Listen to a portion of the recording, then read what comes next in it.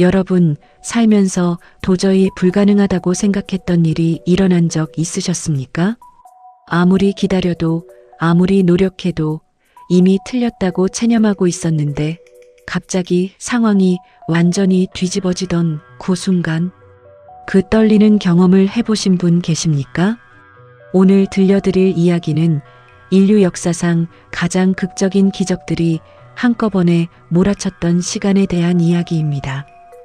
배고픈 5천 명이 기적처럼 배불리 먹었고, 거센 폭풍이 한마디 말씀에 잠잠해졌고, 이미 사흘이나 무덤 안에 있던 사람이 걸어 나왔습니다. 이것이 꾸며낸 이야기라면 당시 수천 명의 목격자들이 목숨을 걸어가며 이것을 전하지 않았을 것입니다. 이것이 단순한 전설이라면 2000년이 지난 지금 우리가 이 이야기를 이렇게 함께 나누고 있지 않을 것입니다. 자, 지금부터 그 놀라운 현장 속으로 들어가 보겠습니다. 갈릴리 호수 북쪽 벳세다 근처의 한 들판이었습니다. 예수님은 이미 며칠째 쉬지 않고 가르치고 계셨습니다. 마을마다 사람들이 몰려왔고 병자들이 고침을 받았고 소문은 불길처럼 퍼져나갔습니다. 그리고 그날도 사람들이 구름처럼 모여들었습니다. 남자만 5천 명, 여자와 아이들까지 합치면 10,000명이 훌쩍 넘었을 것입니다. 날이 저물어가고 있었습니다. 제자들이 예수님께 다가와 말했습니다. 여기는 빈 들이고 날도 저물었으니 무리를 보내어 마을에 가서 먹을 것을 사게 하십시오. 그런데 예수님은 뜻밖의 말씀을 하셨습니다. 너희가 먹을 것을 주라. 제자들은 당황했습니다. 빌립이 대답했습니다. 이 사람들을 다 조금씩만 먹이려 해도 200데나리오너치 빵이 있어야 합니다. 200데나리오는 노동자가 약 200일을 일해야 버는 돈입니다. 지금 돈으로 따지면 수천만 원에 해당합니다. 우리에게는 그런 돈이 없습니다. 그때 안드레아가 한 아이를 데려왔습니다. 여기 한 아이가 보리떡 5개와 물고기 2마리를 가지고 있습니다. 그런데 이 많은 사람에게 이게 무슨 소용이 있겠습니까? 그 아이가 어떤 마음이었을지 생각해 보십시오. 고작 도시락 하나를 들고 나왔습니다. 10,000명 앞에서 부끄러울 수도 있었습니다. 그냥 숨길 수도 있었습니다. 그런데 그 아이는 내놓았습니다. 있는 것을 전부. 예수님은 사람들을 잔디 위에 앉히셨습니다. 그리고 그 보리떡 5개와 물고기 2마리를 손에 드시고 하늘을 우러러 축사하셨습니다. 그리고 떼어 제자들에게 주셨고 제자들은 사람들에게 나눠주었습니다. 모두가 먹었습니다. 배불리. 그리고 남은 조각을 모으니 12바구니가 가득 찼습니다. 떡 5개와 물고기 2마리로 10,000명이 배불리 먹고도 12바구니가 남은 것입니다. 여러분, 이 기적에서 제가 가장 주목하는 것은 예수님이 떡을 하늘에서 뚝 떨어뜨린 것이 아니라는 점입니다. 한 아이가 가진 것을 내놓았고 예수님이 그것을 받으셨고 하나님께 감사드리셨고 그것이 나눠지는 과정에서 기적이 일어났습니다. 아무것도 없는 곳에서가 아니라 누군가 내놓은 작은 것 위에서 기적이 시작되었습니다. 우리 삶에서도 마찬가지 아닐까요? 하나님은 우리가 가진 아주 작은 것을 드릴 때 거기서 역사를 시작하십니다. 오병이어의 기적이 있었던 그날 저녁이었습니다. 예수님은 제자들에게 말씀하셨습니다. 먼저 배를 타고 건너편으로 가거라. 나는 무리를 보내고 뒤따라가겠다. 제자들은 배에 올랐습니다. 노를 저어 갈릴리 호수를 건너기 시작했습니다. 그런데 갑자기 바람이 거세지기 시작했습니다. 갈릴리 호수는 사방이 산으로 둘러싸인 내륙 호수입니다. 그래서 산 위에서 차가운 바람이 갑자기 내려오면 순식간에 폭풍이 일어납니다. 어부 출신인 제자들도 아는 그 위험한 갈릴리의 폭풍이 그날 밤 몰아쳤습니다. 파도가 배를 덮쳤습니다. 제자들은 사력을 다해 노를 저었지만 배는 앞으로 나가지 못했습니다. 새벽 4시경이었습니다. 밤이 가장 깊은 시각이었습니다. 그때 제자들이 물 위를 걸어오는 무언가를 보았습니다. 귀신이다. 두려움의 소리를 질렀습니다. 그런데 그 목소리가 들려왔습니다. 안심하라. 나니 두려워하지 말라. 베드로가 소리쳤습니다. 주님이시면 저도 물 위로 걸어오라고 명령하십시오. 오십시오. 베드로는 배에서 내려 물 위를 걷기 시작했습니다. 정말로 파도 위를 걸으면서 예수님을 향해 다가갔습니다. 그런데 바람이 강하게 불어오는 것을 느끼는 순간 두려움이 밀려왔습니다. 그리고 그 순간 물속으로 빠져들기 시작했습니다. 주님, 나를 구해 주십시오. 예수님이 손을 내밀어 붙잡으셨습니다. 믿음이 작은 자여, 왜 의심하였느냐? 두 사람이 배에 오르자 바람이 그쳤습니다. 제자들은 예수님 앞에 엎드려 고백했습니다. 참으로 하나님의 아들이시나이다. 이 장면에서 저는 베드로가 물에 빠지던 그 순간을 오래 생각합니다. 베드로는 물 위를 걸었습니다. 실제로 예수님을 바라보는 동안은 걸었습니다. 두려움이 아니라 믿음으로 움직이던 그 순간만큼은 불가능한 일이 일어났습니다. 우리도 마찬가지 아닐까요? 두려움을 바라볼 때 우리는 가라앉습니다. 예수님을 바라볼 때 우리는 걷습니다. 파도 위를. 기적은 계속되었습니다. 야이로라는 회당장이 있었습니다.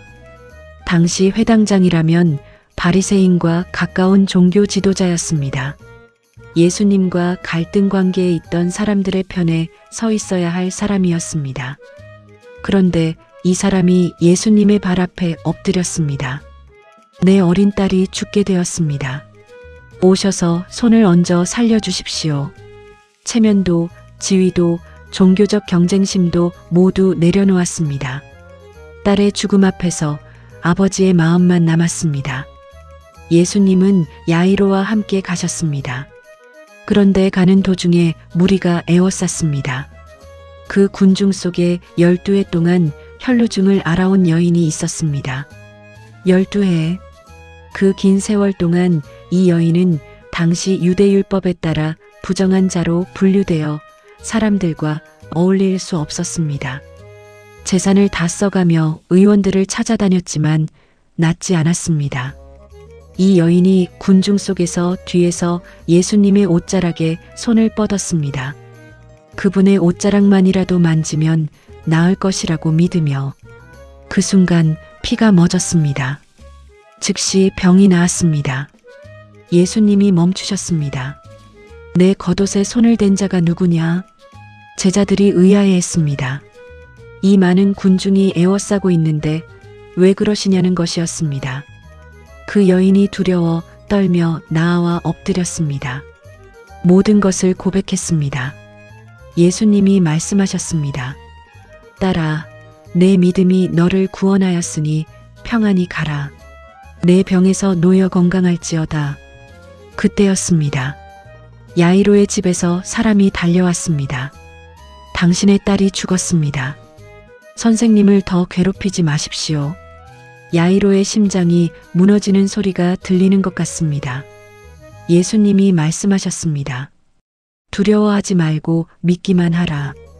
야이로의 집에 도착하자 사람들이 울며 심히 통곡하고 있었습니다. 예수님이 말씀하셨습니다. 어찌하여 울며 떠드느냐? 이 아이는 죽은 것이 아니라 자느니라. 사람들이 비웃었습니다. 예수님은 아이의 손을 잡고 말씀하셨습니다. 달리다굼. 아람어로 소녀야, 일어나라는 뜻입니다. 12살 소녀가 즉시 일어나 걸었습니다. 이 장면이 얼마나 아름다운지 아십니까? 죽었다고 선언된 딸에게 예수님이 하신 첫 행동은 손을 잡은 것이었습니다. 차갑게 식어가던 그 손을 잡으신 것입니다. 그리고 부드럽게 불러주셨습니다. 소녀야, 일어나라. 그리고 드디어 예수님의 기적 중에서도 가장 극적인 사건이 일어납니다. 베다니에 나사로라는 사람이 있었습니다. 그의 누이는 마리아와 마르다였습니다. 이 가족은 예수님이 각별히 사랑하시던 사람들이었습니다. 성경은 이렇게 기록합니다. 예수께서 마르다와 그 여동생과 나사로를 사랑하시더라. 그 나사로가 병이 들었습니다. 마리아와 마르다는 예수님께 급히 전가를 보냈습니다. 주여, 보시옵소서. 사랑하시는 자가 병들었나이다. 그런데 이상한 일이 일어났습니다. 예수님은 그 소식을 들으시고도 이틀을 더 계시던 곳에 머무셨습니다. 왜 바로 달려가지 않으셨을까요? 이 질문은 나중에 답이 됩니다. 이틀 후 예수님이 제자들에게 말씀하셨습니다. 우리 친구 나사로가 잠들었도다. 내가 깨우러 가노라. 제자들은 잠든 것이라면 나을 것 아니냐고 했습니다. 예수님이 분명히 말씀하셨습니다. 나사로가 죽었느니라.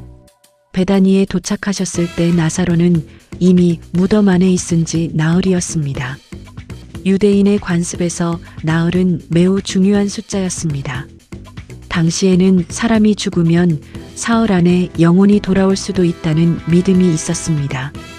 하지만 나흘이 지나면 완전히 끝이었습니다. 돌이킬 수 없는 죽음, 그것이 나흘이었습니다. 예수님은 나흘이 될 때까지 기다리신 것입니다. 마르다가 달려 나왔습니다. 주님이 여기 계셨더라면 내 오라버니가 죽지 아니하였겠나이다. 눈물이 담긴 말이었습니다. 원망이 담긴 말이었습니다. 그러면서도 믿음이 담긴 말이었습니다.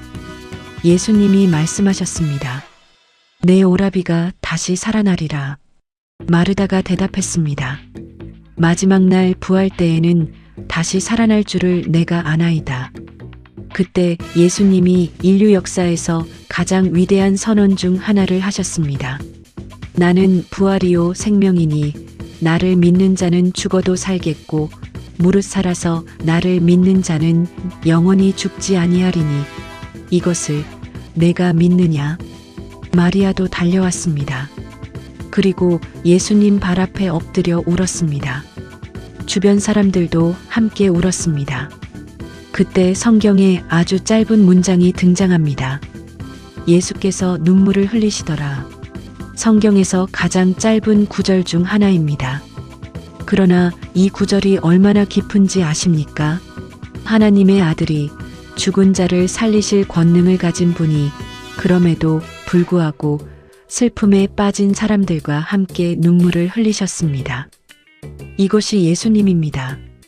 능력만 있는 분이 아니라 함께 우시는 분. 무덤에 도착했습니다. 돌로 막혀 있었습니다. 마르다가 말했습니다. 주님, 벌써 냄새가 납니다. 죽은 지 나흘이나 되었습니다. 예수님이 말씀하셨습니다. 내 말이 내가 믿으면 하나님의 영광을 보리라고 하지 아니하였느냐? 돌을 옮겼습니다. 예수님이 눈을 들어 하늘을 바라보며 기도하셨습니다. 그리고 큰 소리로 외치셨습니다. 나사로야 나오라. 그리고 죽었던 자가 수족을 배로 동인 채로 나왔습니다. 얼굴은 수건에 쌓여 있었습니다. 예수님이 말씀하셨습니다. 풀어놓아 다니게 하라. 그 자리에 있던 많은 사람들이 믿었습니다. 여러분, 저는 이 장면에서 예수님이 왜 무덤 안으로 들어가지 않으셨는지를 생각합니다. 그분은 밖에 서서 큰 소리로 부르셨습니다. 나사로야 나오라. 죽음의 영역 속으로 예수님의 목소리가 들어갔습니다. 그리고 그 목소리가 죽음을 이겼습니다. 그 목소리는 지금도 살아있습니다. 지금까지 우리는 예수님의 기적들을 함께 따라왔습니다. 오병이어, 폭풍을 잠재우심, 혈루증 여인의 치유, 야이로 딸을 살리심, 그리고 나사로를 살리심. 이 기적들을 보면서 한 가지 공통점이 있다는 것을 느끼셨습니까? 예수님은 한 번도 자신의 능력을 과시하기 위해 기적을 행하지 않으셨습니다. 오병이어는 배고픈 사람들을 먹이기 위한 기적이었습니다. 폭풍을 잠재우심은 두려워하는 제자들을 위한 기적이었습니다. 혈루증 여인의 치유는 12해 동안 사회에서 소외되어 외롭고 지친 한 여인을 위한 기적이었습니다. 야이로의 딸을 살리심은 딸을 잃고 무너진 아버지의 마음을 위한 기적이었습니다. 나사로를 살리심은 오빠를 잃고 통곡하는 두 자매를 위한 기적이었습니다. 모든 기적의 중심에는 사람이 있었습니다. 아파하는 사람, 두려워하는 사람, 슬퍼하는 사람, 굶주린 사람. 예수님은 그 사람들에게 다가가셨습니다. 그리고 이 기적들은 단지 그 순간의 문제를 해결하는 것이 아니라 더 큰 진리를 가리키고 있었습니다. 나사로를 살리신 기적 전에 예수님이 하신 말씀을 기억하십니까? 나는 부활이요 생명이니 나를 믿는 자는 죽어도 살겠고, 이것은 단지 나사로에게 하신 말씀이 아니었습니다. 이것은 지금 이 말씀을 듣고 있는 우리 모두에게 하시는 말씀입니다. 우리는 모두 언젠가 죽습니다. 그것은 피할 수 없습니다. 그런데 예수님은 말씀하십니다. 나를 믿는 자는 죽어도 산다고, 나는 죽음보다 강하다고. 오병이어의 기적은 예수님이 우리의 굶주림을 채우실 수 있다는 것을 보여주었습니다.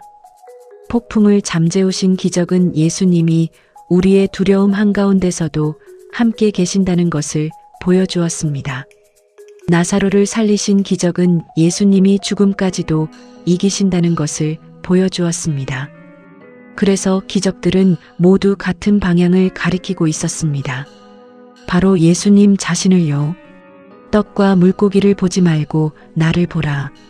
고요해진 파도를 보지 말고 나를 보라. 살아난 나사로를 보지 말고 나를 보라. 나는 생명이니라. 기적의 절정은 기적 자체가 아니었습니다. 기적의 절정은 예수님이 누구신가를 드러내는 것이었습니다. 그리고 그 이야기는 다음 편에서 더욱 깊어집니다. 예수님은 이제 예루살렘을 향해 걸음을 옮기기 시작하십니다. 오늘 이야기를 들으시면서 마음에 와닿은 장면이 있으셨습니까? 어쩌면 배고픈 군중 속의 그 아이처럼 가진 것이 너무 작아서 내놓기 부끄러운 때가 있으셨을지 모릅니다. 어쩌면 폭풍 한가운데서 파도 위를 걷다가 두려워 빠져드는 베드로처럼 믿음이 흔들리던 순간이 있으셨을지 모릅니다. 어쩌면 나사로의 무덤 앞에서 통곡하던 마리아와 마르다처럼 이미 다 끝났다고 생각했던 시간이 있으셨을지 모릅니다. 예수님은 그 모든 자리에 오셨습니다. 그리고 오늘도 지금도 같은 목소리로 말씀하십니다. 나는 부활이요 생명이다. 나를 믿는 자는 죽어도 살리라. 이 말씀이 오늘 여러분의 마음 안에 살아 숨쉬기를 바랍니다. 힘든 일이 있으셔도, 두려운 일이 있으셔도, 이미 끝난 것 같은 상황이 있으셔도 기억해 주십시오. 그분은 죽은 나사로도 나오게 하셨습니다. 이 이야기가 은혜가 되셨다면 구독과 좋아요를 눌러주세요. 여러분의 클릭 하나가 이 귀한 말씀을 더 많은 분들께 전달하는 통로가 됩니다. 다음 이야기에서는 예수님이 예루살렘을 향해 걸음을 옮기시는 그 엄숙하고도 감동적인 여정을 함께 따라가겠습니다. 끝까지 함께 해주셔서 감사합니다.